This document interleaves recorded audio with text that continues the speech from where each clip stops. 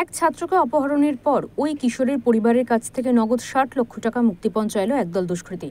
এই ঘটনাকে কেন্দ্র করে ব্যাপক চাঞ্চল্য ছড়িয়েছে মালদা জেলায়। স্থানীয় সূত্রে জানা গেছে, মালদার কালিয়াচক থানার ডাঙ্গা এলাকায় থাকেন পেশায় হকার এনামুল হক। তার ছেলে ইনজামুল হক স্থানীয় একটি স্কুলে ক্লাস 8-এ পড়ে। অভিযোগ, গত শুক্রবার বাড়ির ছাগল চড়াতে গিয়ে নিখোঁজ হয়ে যায় সে। এরপর সারা রাত খুঁজলেও তার কোনো হদিশ না পাওয়ায় কালিয়াচক থানায় অভিযোগ দায়ের করেন পরিবারের সদস্যরা। শনিবার তার কাছে ৬০ লক্ষ টাকা মুক্তিপণ চেয়ে অপহরণকারীদের ফোন আসে। এরপর থেকেই শোকস্তব্ধ ছাত্রের পরিবার। আমার ছেলে শুক্রবারে 4:30 থেকে গিয়েছে, তো আর বাড়ি আসেনি। আমার ছেলেকে আপনারা খুঁজে দেন। আমার ছেলে 3 দিন হয়ে গেল যাওয়া, এখন 3 দিন হয়ে গেল আমার ছেলে যাওয়া, কিন্তু আমার বাড়ি এখন পর্যন্ত পৌঁছায়নি।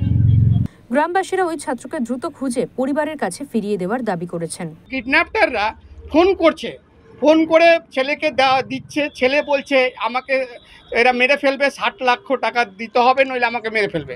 বাবা মা প্রত্যুত্তরে বলছে, বাবা তুমি কোথায় আছো? বলছে আমাকে একটা জঙ্গলের মধ্যে রাখা হয়েছে। আমি থানায় অভিযোগ করা হয়েছে।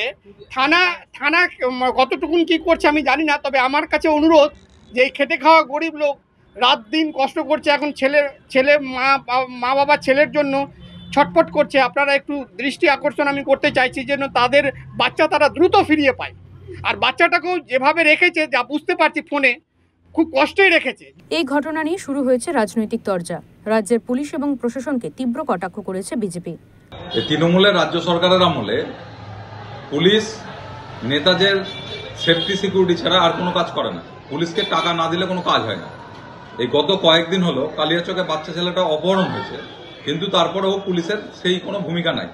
আমরা শুনতে পাচ্ছি একজনকে অ্যারেস্ট করেছে, কিন্তু অপহৃত যে ছেলেটা তাকে এখনো খুঁজে পাওয়া যাচ্ছে না।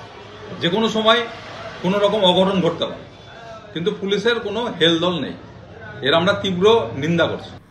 অপহৃত ছাত্রের পরিবারের পক্ষ থেকে থানায় অভিযোগ জানানো হলেও এখনও ওই ছাত্রকে খুঁজে পাওয়া যায়নি। তদন্ত শুরু করেছে পুলিশ। মালদা থেকে প্রশান্ত দাসের রিপোর্ট, ওঙ্কার বাংলা।